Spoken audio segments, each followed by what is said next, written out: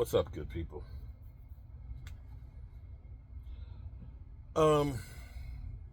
Still down here working and listening to NFL Live. They're trying to say where free agents should go. We just talked about Stephon Gilmore, the fit for him and things like that. Now, typically the Eagles try and sign everybody. Now, this is one of those moves that if it happened, that it might just kill me. Let me play this one because this is one that would be like, I literally would be mad as hell. By the way, it fits the bill. Yeah. Oh, okay, next time we'll do that. Finally, a fit for Calais Campbell. Philadelphia Eagles are another team in defense on transition. From what happened to them at the end of last year, Big Fangio comes in, probably more 3-4 fronts, asking more of the defensive linemen to play gap and a half up front. So asking those tackles to not only cover the gap in front of them, but one of the gaps to either side. And Calais Campbell's such a veteran. He's played so many different techniques up front, played in so many different defenses. I think just a veteran who has been such a reliable source of snaps everywhere he's gone. Had good numbers for Atlanta last year. Eagles lose Fletcher Cox to retirement. Calais Campbell not the same kind of player, but I think a better fit for the defense they're going to be running than maybe Fletcher Cox would have been had he come back to Philadelphia. Bill, you are shining in this whole segment. I love everything you're saying because Calais Campbell isn't just a value add from the production standpoint. He is a value add because of the leadership, good guy leadership, veteran locker room leadership, mentorship. And think about the Eagles. This is a team in transition, not just from roster holes, but also the leadership that they're losing with Jason Kelsey and Fletcher Cox. And we know this is going to be Brandon Graham's last year. So I love this fit. I love it all. Bill, you rock. Bill, we're going to clip all this off for you, Bill, and we're going to put it out there. All right, so let's continue on with the Eagles. They allowed more than 25 points per game last season, third worst in the NFL. The pass defense was particularly bad, as Philly allowed the third highest QBR in the league. So GM Howie Roseman has been aggressive in trying to improve the defense in free agency, signing Hold on for 1 second. I'm going to put you on hold. White. I just wanted to cut this piece here so I can keep working and being depressed. Johnson, and Howie's made some really good moves when it comes to free agency, also in the draft. You think about all the things that he's done. So he's had success doing things like this. But Damian, have the Eagles done enough to fix their problems on defense? Well, clearly you see they've done, as far as the front seven, they will, obviously want Nolan Smith, their former first round pick, to, be next to the line and signing Bryce up, get more speed out of the edge. But they're old in the tooth at the cornerback spot. That's the one area that I still look at with this Philadelphia Eagles defense, where they still can be extremely exposed on the back end of their defense. I like that they brought back C.J. Gardner-Johnson, playmaker back there, but I just still think they need to add some speed back there at the cornerback position.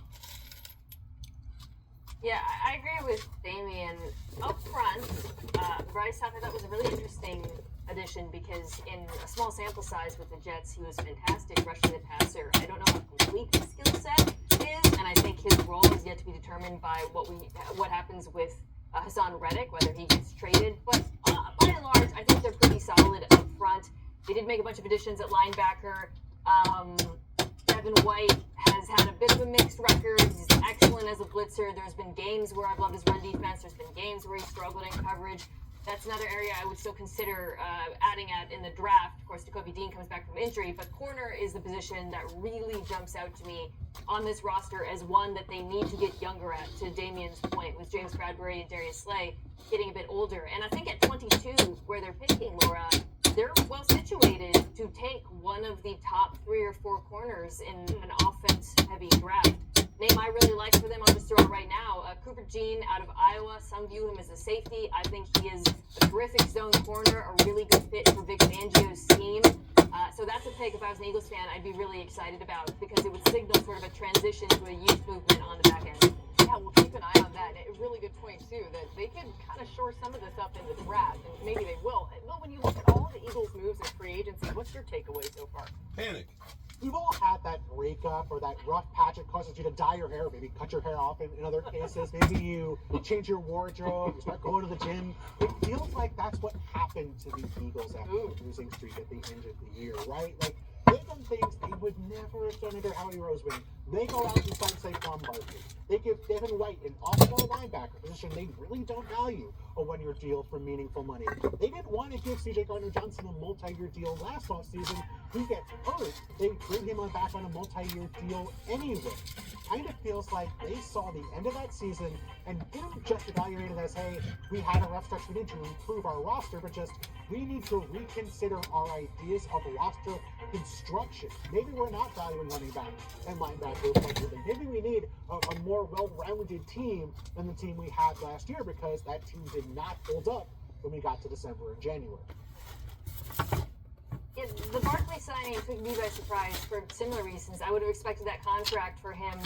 I would not have expected it from the Eagles based on how they treated the position in the past. And Bill, to me, it tells me a couple of things. One, I think maybe the Eagles were surprised by how much the salary cap went up, and they thought, sure, we're already set at wide receiver, tight end, offensive line. Why not splurge at the one position that we can upgrade at? And to that end, I think that's another reason why I'm guessing that they made the move. This roster is already an all-star team on offense, and yet they fell short for a litany of reasons. So this felt like throwing the dart at a wall and saying, hey, maybe if we have a back who's a bit more multiple, maybe we can use him in the passing game, maybe we can put him in motion, maybe he can take advantage of some of these light boxes if we get them, because otherwise, to your point, it is very different from them, for them.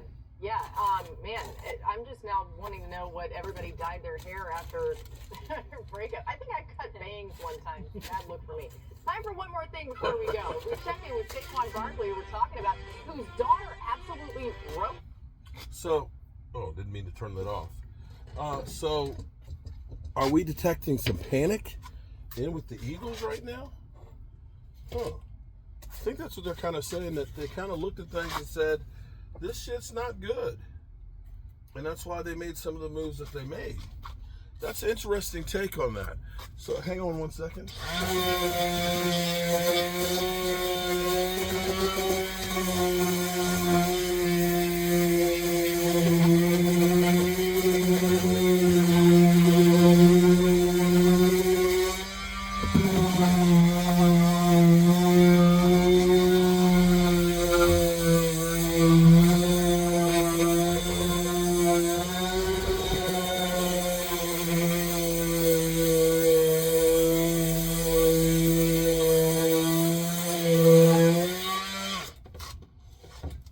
Interesting take right there. Sounds like maybe there's a little panic in the air for the Eagles. Or am I reading too much into it? Maybe.